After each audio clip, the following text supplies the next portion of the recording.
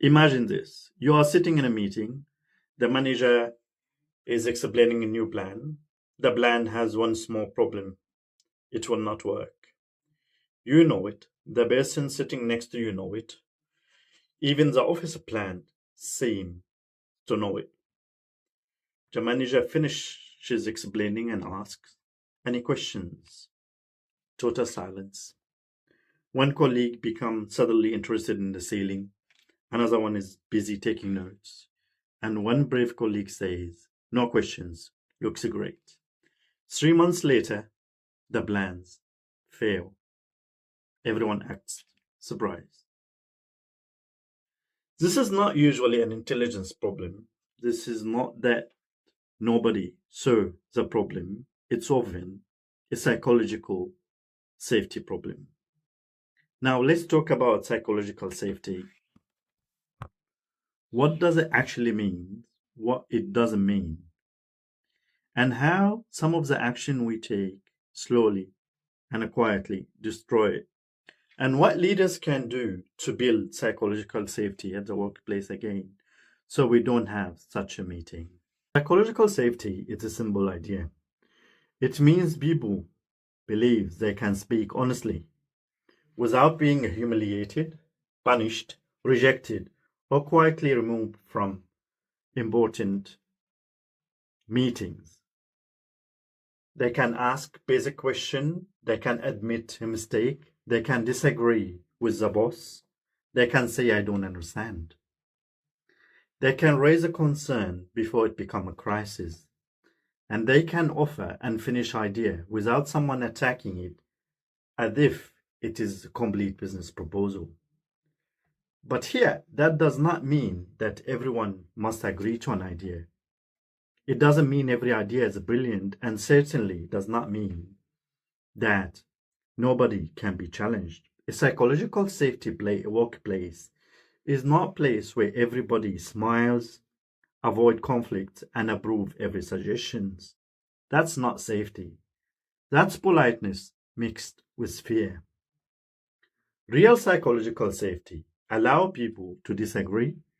The difference is that they debate the idea without trying to destroy the person. You can say this approach, for instance, you can say this approach creates a risk instead of only idiots will think of this idea.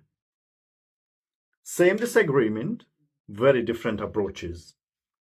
When people do not feel safe, they become very good at self protection. They stop asking questions, they stop volunteering ideas, they stop reporting small mistakes. They tell the manager what the manager wants to hear. And the organization start paying what I call the silent tax. The silent tax is the cost of information that exists inside the organization but never reach the person who need it. Maybe a junior employee notice flow. Maybe a customer service notice complaints are rising. Maybe the risk team try to raise a concern, but learn very quickly that concerns are not welcome when they are conflicting what the manager wants. Maybe a project officer knew the deadline was impossible, but did not want to be labeled negative or difficult. So the project continues, the budget grows, the problems become more expensive, and when it's finally explodes, the management asks why nobody told us that before. Usually somebody tried. And the real question, what happened last time they spoke? That's how employees learned whether a workplace is safe, not from posters, not from value statement, not from annual staff survey.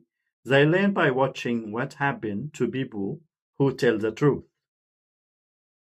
Now, psychological safety rarely destroyed by one act from an evil manager. It's usually damaged through small, repeated moments, tiny moments. An employee raises a concern and the manager rolls their eyes. Someone asks a question and be told, "You should already know that," or "I will answer that lately." A person admits a mistake and the story follows them for years to come. A team member disagree and become labeled as difficult. A manager asks for honest feedback, receive honest feedback, and spend the coming 3 to 4 months defending his plan and why the feedback was wrong. After a while, people understand the rule. You may speak freely, provided you say the correct thing, or provided you say what the management want to hear. This is not an open culture, that's a quiz, knowing what to say. Another warning sign is meeting after meeting. The official meeting is calm, everyone agrees, then people enter the kitchen, the lift, private group chat, whatever it is, and they say what they really think. When the honest conversation only happened after the decision maker leave, the organization has a problem. An easy way to understand psychological safety is through 4 levels. Number 1, feeling included. Can I truly be myself here, or do I have to edit every word before saying it? Number 2, learning. Can I ask a question, request reasonable help, make a mistake without being treated as incompetent? Number 3, feeling safe, challenging. Can I question an established process, disagree with a senior person, or say we might be heading in the wrong direction? Number 4, feeling safe contributing. Will my skills be used, or am I just hired to sit quietly and admire the existing hierarchy? It's sadly that we often see leaders saying, I want fresh idea, bring me fresh idea. But what actually they mean is, please bring me a fresh idea that confirm my existing belief. The real challenge and the real test of culture is not how leaders deal with praise, is how they respond to inconvenient information. So the question you have now is, how can I improve psychological safety within my team? Start with responding well when someone speak up. Now, I'm not saying you have to agree with them, but try to respond by asking them, take me through what you're seeing. That does not promise agreement, but it does feel you are including their point of view, you are considering it. Second, admit when you are wrong. Now, as leaders or as people leaders, we tend to think that we know everything about finance, human resources, laws, network within the building, how printers work. It does help sometime when you say, I don't know, what do you think about that? Third, separate a reasonable mistake from negligence. Not every failure deserves celebration. Now, if someone ignores controls, hides information, or repeatedly behave carelessly, accountability matters.